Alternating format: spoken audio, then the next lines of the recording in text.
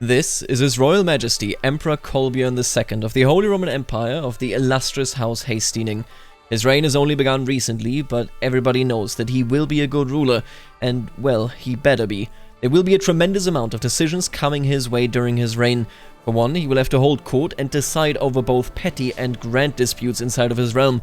While some of his decisions influence nothing more than the fate of a single person, others may influence the fate of entire realms. On top of his royal duties, he is of course also obliged to consider the position of his culture. The CK3 culture is a hybrid of the Norse culture of old and the original Sicilian culture found in this region when his ancestor Hastin arrived. The conquering Northmen adopted the local language, many local tradition, and then, from their side, brought traditions that called the distant lands of Scandinavia their home. Still, cultures change steadily, and CK3, as perfect as it may seem right now, will also change. It is up to Kolbjorn to settle on a direction, and he must make a good choice. The Royal Court expansion, the first of its kind for Crusader Kings 3, is on the horizon, and I've played an absolutely absurd amount of hours testing every nook and cranny to give you a well-rounded review of whether it is worth your money or not. In this video, I will evaluate the content coming for free in the 1.5 patch together with the content in the Royal Court expansion, because no matter how I look at it, the expansion is what pays for the patch, and both of these content categories were developed together, so I have chosen to evaluate them in this way as well. It is no secret that the development of the numerous new features has been troubled, to say the least. Crusader Kings 3 released on the 1st of September 2020 with a content pass that promised 2 flavor packs and 1 expansion. After almost 1.5 years, only 1 flavor pack and once the Royal Court releases, the promised expansion have been released.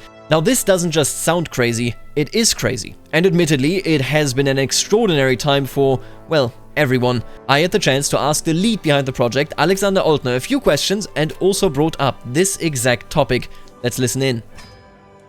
There's no beating around the bush. The entire working from home thing, COVID, has been slowing things down significantly. And we have done a lot. We have expanded the team, as you mentioned. So many things. It's very, if you ask me, as someone in a creative position, developing games from afar, when you do not sit next to your coworkers, when you can't grab them and go into a room with a whiteboard, just makes things take so much more time.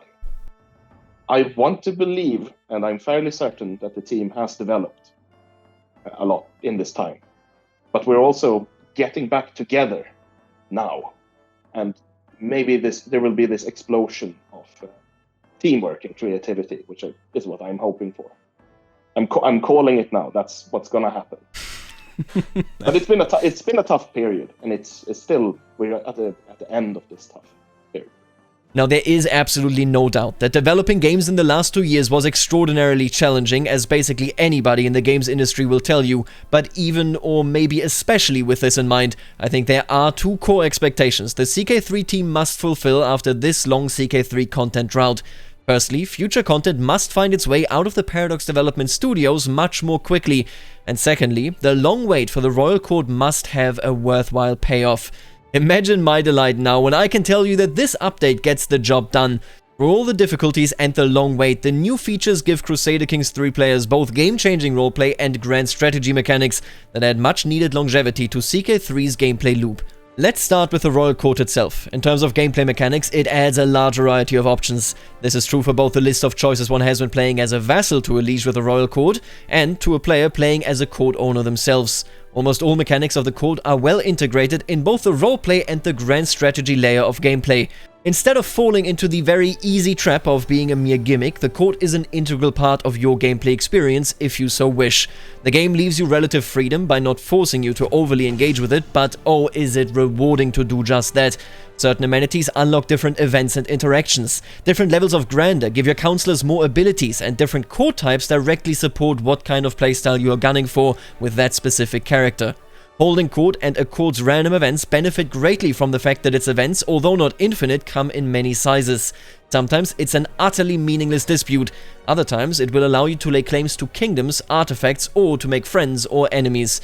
The amount of events, decisions, and options you have is stunning. From your choice for court positions all the way to your entire court becoming obese due to your food amenities. There's a lot to do and a lot is impacted by your decisions.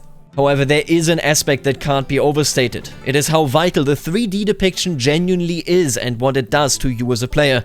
The Royal Court's true greatness does not lie in adding new mechanics to the game, but in being the very first time that these mechanics quite literally rip the player out of the map staring spree, changing how they perceive the choices that they are about to make.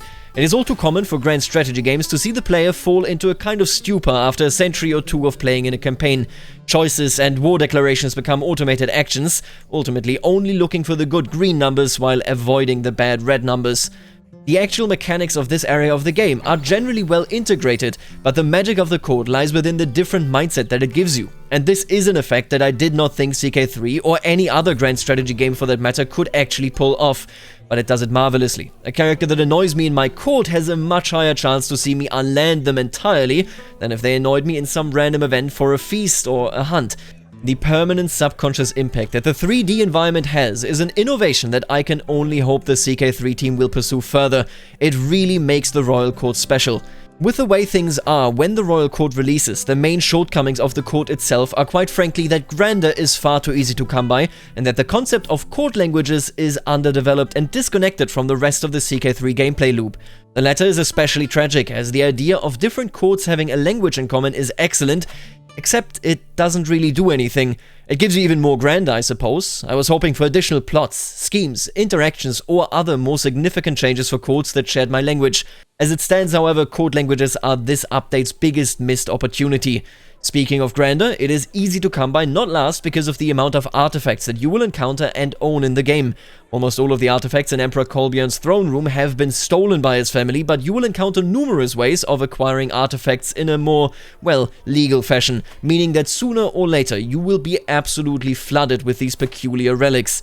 Now, in general, artifacts in CK3 are a tremendous step up from artifacts in CK2. They still primarily act as a stat booster, but their creation and potential to connect characters is significantly enhanced. As with the throne room, the 3D depiction plays a significant role here as well.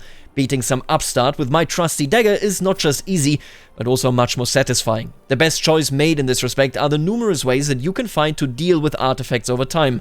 Entire families get inherited claims on certain artifacts, then allowing you to take hostile actions to regain what should be yours to begin with. Inspirations are also a nice touch, further enhanced by the fact that the inspired characters that get you new artifacts can't just be discarded after seeing it through. Instead, you can hand an extraordinarily talented character a court artificer position and hope that lightning strikes twice indeed. For the first time, you will actually have a lasting relationship to the people that are creating your artifacts. Sadly, as mentioned before, artifacts are incredibly common, and CK3's UI is not prepared for it. The court and personal artifacts that you collect as you go through the game will quickly fill up your inventory, and handing them over to other characters is not exactly an option, as that interface is even less suited for it. Instead of handing over swords you don't intend to use to your knights so that they can fight with them, you'll probably just let them rust in your inventory. Now let's take a step away from the throne room and its artifacts, and let's talk about cultures. There is, straight up, nothing about the cultural rework that isn't absolutely grand. It's fun, engaging, and it lifts up how grand strategy games should view culture to an entirely new level. The roleplay possibilities, but also the pure grand strategy number crunching and optimizing that is possible when hybridizing, reforming, or diverging a culture is simply incredible. Seriously, I wish I could nitpick anything, really. Initially, I was very worried that cultural traditions potentially would only act as stat boosters, but this is very much not the case. The choices that you make here will alter your playstyle and what the game throws at you. My Holy Roman Empire is a truly multicultural realm in which many of my vassals are not even my culture, but thanks to my own traditions and decades of peaceful coexistence, we can govern this realm in an efficient manner. Changing your culture, so adding or changing traditions, is also something that directly corresponds to how you want to play and to how you have played. The game encourages you to choose traditions that complement the real experience your culture has made so far. For example, if you have many rulers with a Reaver trait, choosing the Battlefield Looters tradition is much cheaper. Even then, if you can amass the prestige, you can decide to take this tradition even if your culture does not fulfill the organic requirements, meaning that you are not locked out. Instead, it is just much more expensive, leaving everything to you, the player. Designing your own cultures bit by bit, or when you smash two cultures together when hybridizing, is simply great. It feels responsive, the game impact is significant, and yeah, the culture rework, the language mechanics, and everything it comes with is just plain fun. The balance the team has struck between roleplay and strategy mechanics here is right along the golden ratio. Now, to top it all off, let me just mention that the Coat of Arms editor has made me question why I even pay for Photoshop. It is absolutely excellent.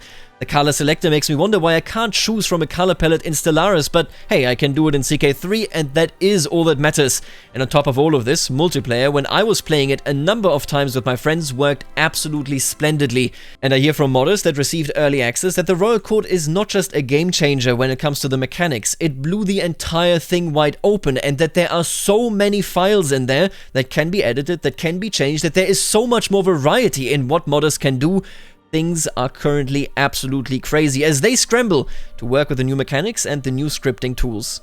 So, in conclusion, the free 1.5 update and the Royal Court expansion have had a difficult birth, and it must be any player's expectation that this won't be repeated. But the integration and design of the newly introduced mechanics is in most cases excellent. The 3D features add both an immediate and a subconscious layer to the game that will keep people busy for many hundreds of hours. I'm absolutely certain of this. Sadly, code languages, easy grinder gain, and the artifact spam are blemishes on the Royal Court's otherwise white vest. I personally rate this content package an 8.5 out of 10 and heavily recommend getting the expansion if you haven't already. It is a game changer, and it is a great fundament for what CK3 can be. This was my review of Crusader Kings 3 1.5 and the Royal Court expansion. I'm one proud Bavarian, and I will see you later, Alligator.